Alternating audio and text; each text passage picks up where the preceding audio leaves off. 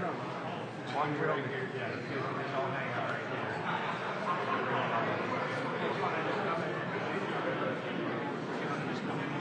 Just have you guys all here. Hang out, we'll bring them out. And I just want you guys to be available to call if any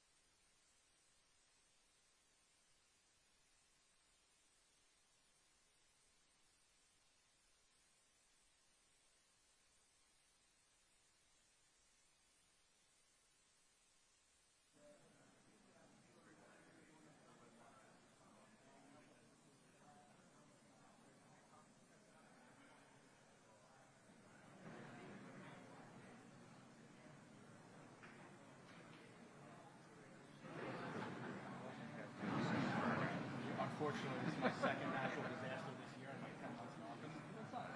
So this is all your In the same neighborhood, too. Both 10,000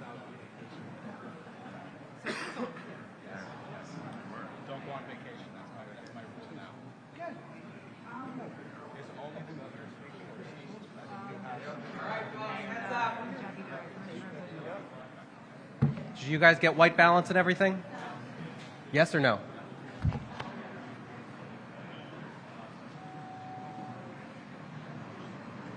Testing 1 2 3, testing 1 2 3. Everybody give me a thumbs up if your audio's working. I could sing even. Great, I see everybody back there. Delicious. Thanks everybody.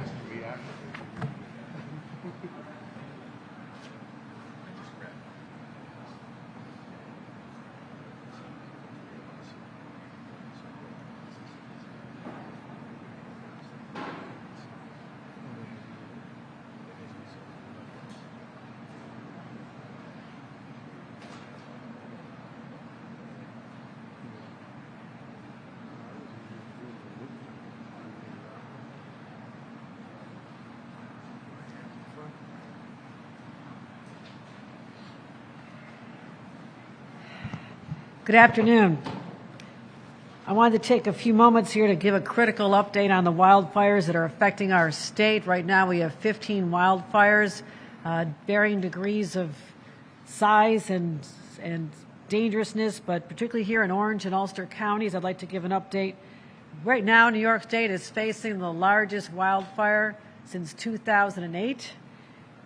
I've been in regular communication with an extraordinary leader we have here in Orange County, our county executive, Newhouse, who unfortunately we've had a lot of experience working on disasters together, and your team has always been so integrated with ours, and I'm so grateful for that.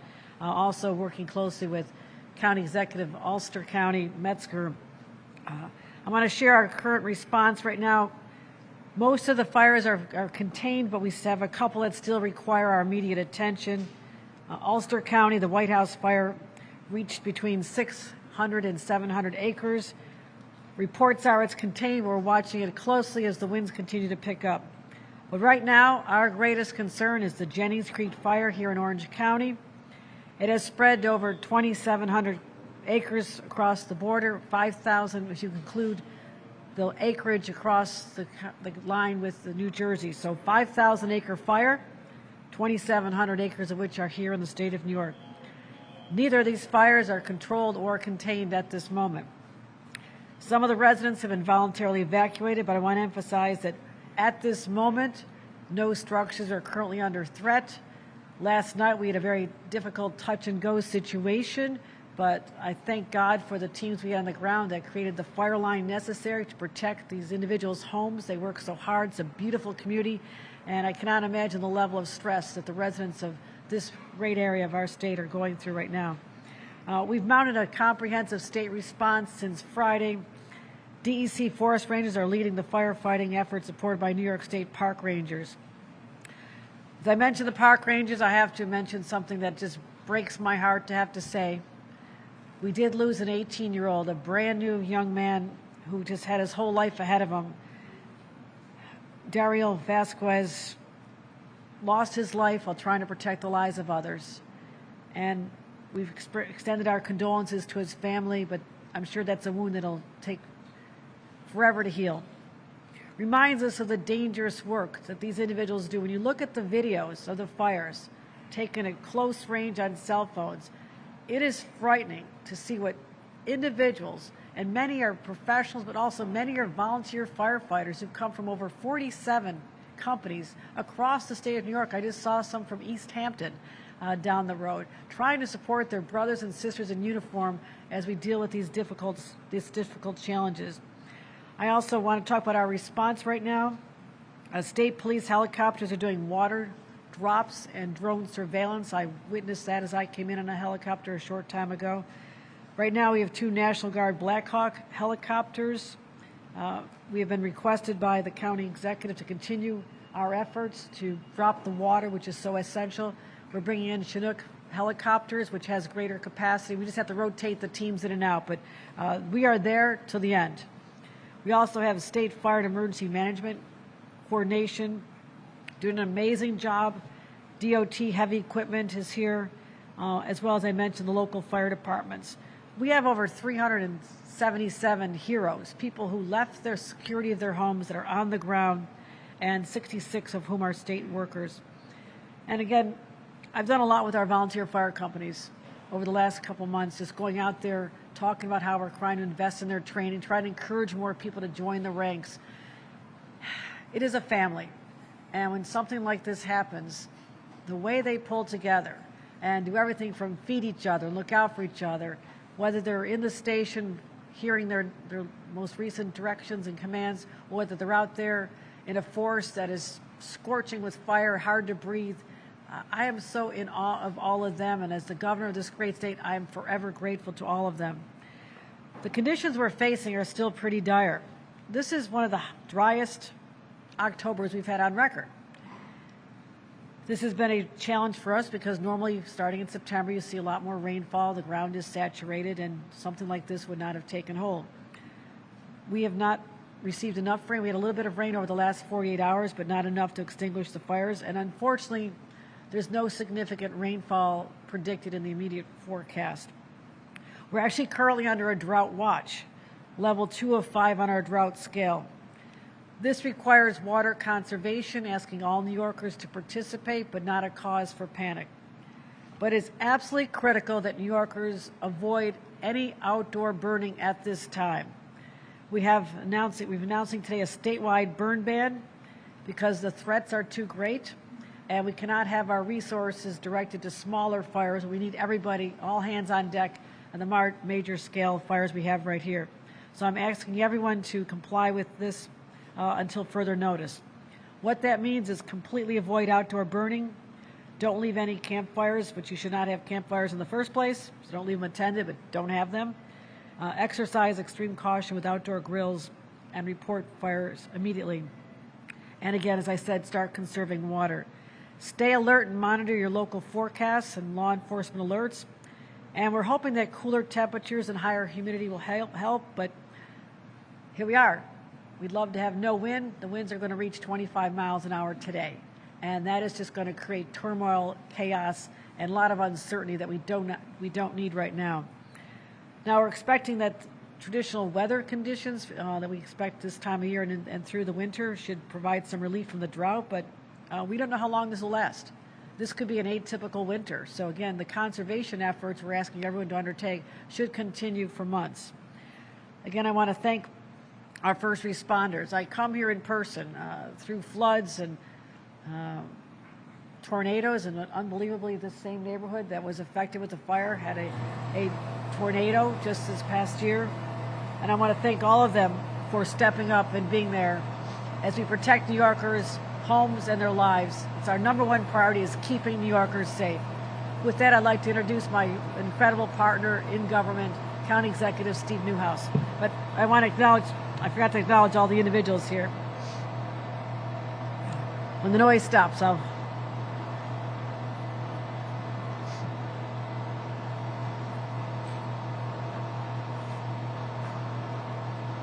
want to acknowledge we have the mayor of Greenwood Lake here, also the supervisor, that's Thomas Howley, Supervisor Jesse Dwyer from Warwick. I want to thank him. This is one of the largest communities in the state of New York. It's important that we have strong leadership. He's brand new on the job, but he's doing a fantastic job. Commissioner Jackie Bray, the head of dishes, our Department of Homeland Security. Randy Simon, our interim commissioner of Parks. Major General Ray Shields of the National Guard. Major Michael Sunwick, Troop F Commander. Brian Gallagher, the New York State DEC Forest Ranger. He's on our incident command.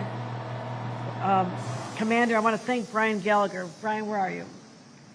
Right, Brian, I'm so impressed with what you're doing, your command of knowledge, the way you've been directing these operations. I feel we are much safer because we've had you guiding our efforts here, and I want to thank you for that. Let's give him a round of applause. Brian Gallagher.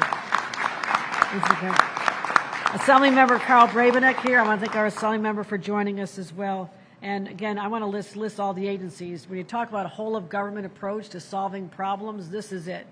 DEC, Homeland Security, State Police, Parks, DMNA, and our Department of Transportation, all on hand and sending all the resources. We will not leave this crisis until we feel comfortable that everyone and every property is safe. Ladies and gentlemen, I want to introduce County Executive Steve Newhouse. Thank you, Governor. Thank you very much. It's great to have the governor here. We have a wonderful relationship. We work very closely. Jackie Bray, her and I work probably on a daily basis. The county's been supporting the state. Brian has been the incident commander. We kind of came involved even heavily starting Saturday in the afternoon. Sunday was probably one of the most difficult situations I've never seen with the fire. The average volunteer firefighter working along with our law enforcement and the park rangers literally saved that whole Cliff Road area. The residents were wonderful. This would not be successful without the town supervisor, Jesse Dwyer, and the mayor, Tom Howley of Greenwood Lake, and their whole teams marrying with mine to make it happen. We obviously had that tragic death of Mr. Vasquez on Saturday night. Our county was able to bring in the sheriff's office, grief counselors, along with our other mental health, our medical examiner's office, working with those teams to not only take care of Mr. Vasquez, but to also take care of his teammates. It is an emotional drain on our men and women that are on the front lines here, and it is inherently dangerous work. We are making grounds, and we're making headway with people on foot, with being supported by UAV operations, and thankfully General Shields, my good friend, is here, and those aviation assets are critical to our success here.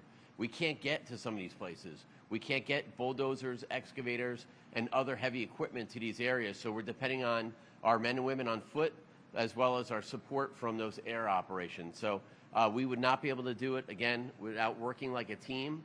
Many of the people, I'm super proud of my emergency management team. They're ex-cops, fire, military. We do this on a regular basis, and we're happy that we're actually making some headway. You have to be there in person to see it. That's what the governor's doing with true leadership by showing up here, seeing exactly what we're dealing with here, and giving us the resource. So, Governor, I'm happy to have you here. I'm going to turn it over to Jackie Bray, my friend, the commissioner.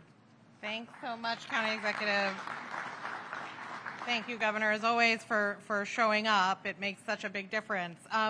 This has been a historically dry fall. In fact, we had the driest October in New York City and in parts of the Hudson Valley that we've ever had in New York, of course, followed from a historically wet summer. We did receive some rain over the last 48 hours, less than half an inch. It just wasn't enough to extinguish the flames. It wasn't enough to take us out of the drought that we're in. So I want to say the National Weather Service has issued red flag warnings for the following locations. So this is New York City, Hudson Valley, Capital Region, all of Long Island, Montgomery. These are counties: Montgomery, Schenectady, Albany, Rensselaer, Schoharie, Greene, Delaware, Columbia, Ulster, Sullivan, Dutchess, Orange, Putnam, Rockland, Westchester, all of New York City, and all of Long Island. What a red flag warning means to us is that the threat of fire increases. When you have a fire like this one, it means that the threat that the fire could spread increases on a red flag day. It means that temperatures are higher than normal. It means that humidity is lower than normal, and it means that the winds are going to be a factor, which is certainly what we're seeing, what we really saw Friday night into Saturday, and what we expect to see more of today. We've got wind gusts in the area of about 35 miles an hour today. Our temperatures are in the 40s to 50s. That is high for this time of year in this area, and our humidity could dip as low as 35. I want to give New Yorkers directly some safety tips. Number one, as the governor said, she announced a full burn ban in New York State beginning immediately, which means completely avoid outdoor burning.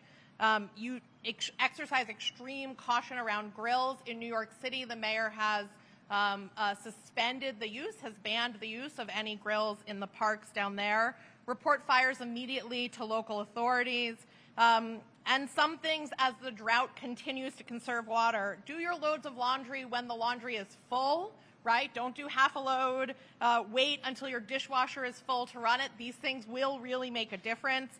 Put off washing your car, put off watering the lawn, take shorter showers, turn off the faucets when we're brushing our teeth. We know how to do some of these things. I also just want to give a little bit more depth on the burn ban. So while outside of New York City, barbecue grills, maple sugar arches, that sort of outdoor cooking advice, this does not apply to those, but obviously we need New Yorkers to be careful with those. Campfires that are less than 3 feet in height are permitted, but we need you to have whatever you need to put that fire out immediately on hand, whether that's a fire blanket, sufficient water, that type of stuff. The on-site burning of agriculture waste continues to be permitted. You know, the regular fire training and that type of stuff continues to be permitted. We will not be taking this restriction lightly, and we will be out enforcing the burn ban across the state. To give a little bit of context, the governor gave some. On an average year in New York State, we have about 1,400 of acres that burn. In the last 3 days, this fire alone has burnt 2,700 acres, and just a second fire has burnt 700 acres. And so we are well above normal. And with that, I'll just thank the first responders. Appreciate everyone, and then questions, right? All right, we're going to do on-topic questions only. If anybody has one. Yes, right there in the back. Let it go. Governor Justin Michaels, understand climate change in extremes. Hots are hotter, colds get colder, droughts last longer. What can the state do now, or is it doing now, and looking down into the future? What can the state be doing, the whole government approach, to combat those extremes?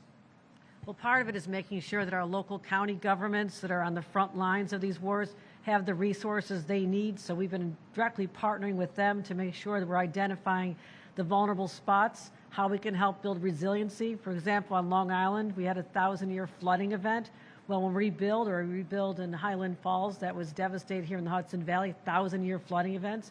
You know, we make sure we're not building back to the way it was. We're giving them the money for infrastructure to build the roads higher. And when you rebuild a home, you build the home higher if you're on a creek bed. So, and strengthening the culverts that have been compromised. And so it's all about, much of it is infrastructure. And that there are high costs for local governments. That's why the state is stepping up to assist, as well as emergency preparedness, constant training from the state with our local government partners so they're aware of the latest technologies and ideas that we have to protect people once the event starts. So we are looking at it from every aspect, preventative, but also during the crisis, how you manage it. Again, a few years ago, we would not be employing drone technology to show us the hot spots that we can respond to, get the helicopters with the water there, start dropping before and saturating the land around it before the fire can spread. So we're taking advantage of all technologies as well and training. So if there's other ideas, we're always open to them. We want to make sure that New York State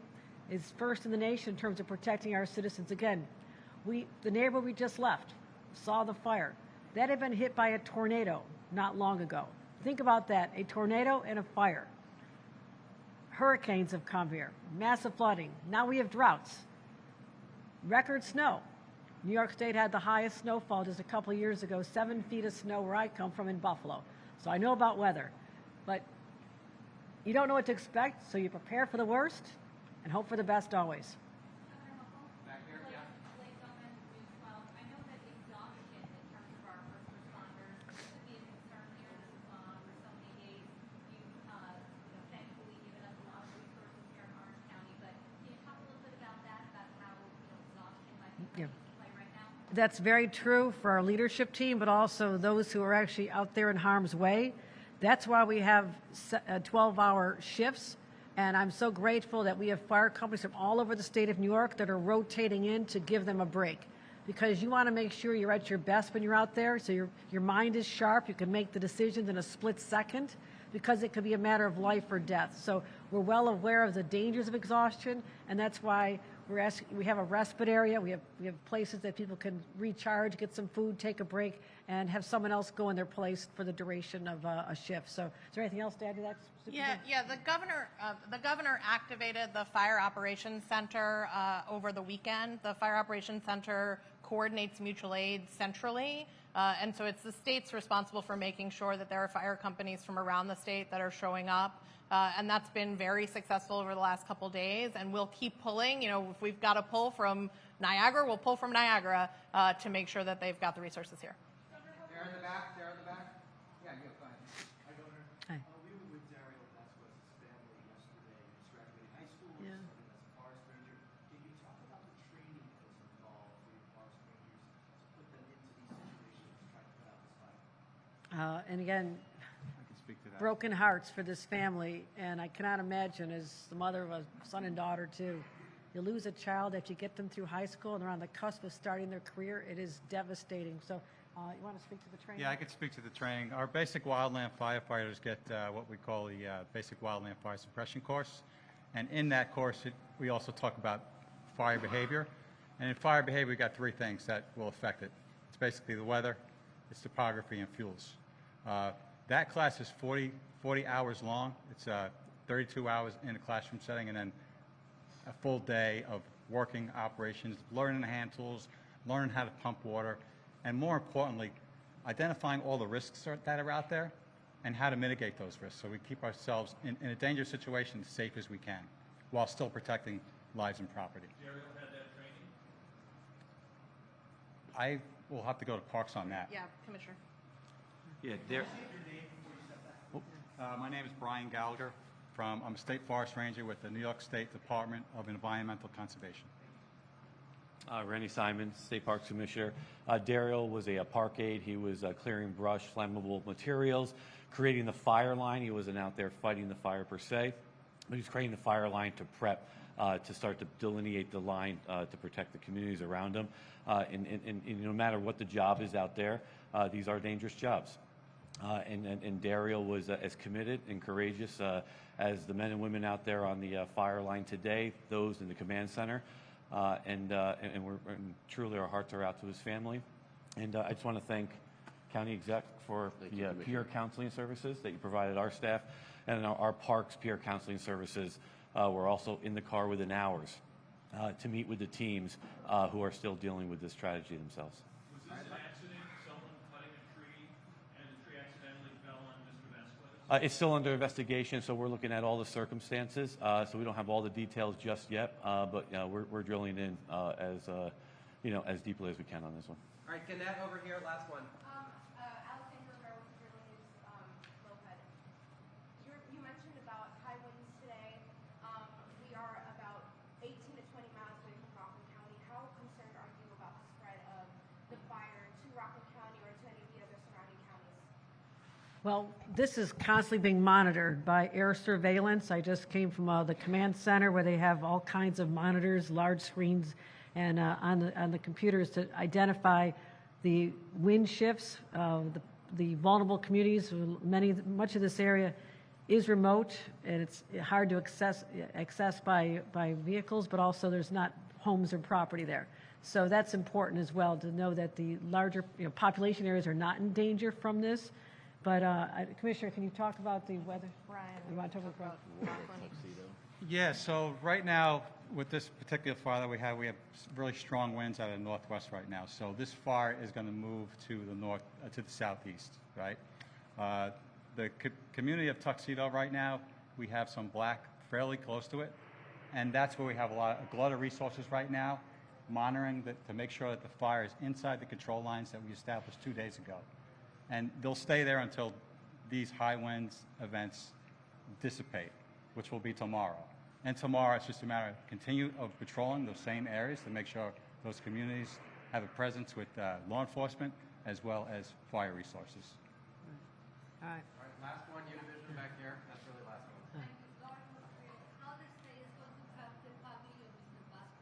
Well, we are just heartbroken by this, and I would ask our Parks Commissioner to talk about the services that are available for the families. Obviously, first of all kinds of counseling is available to support him, but we'll look at what our state assets are and what we're able to do in a circumstance when there's a loss of life on the job, and certainly we'll be making sure that family is well taken care of. Again, just sadness. We're just filled with sadness, and I look forward to speaking to the family. I've tried, but they've been preoccupied. So, Thanks, everybody. okay. Thank you. All right, thank you, everybody.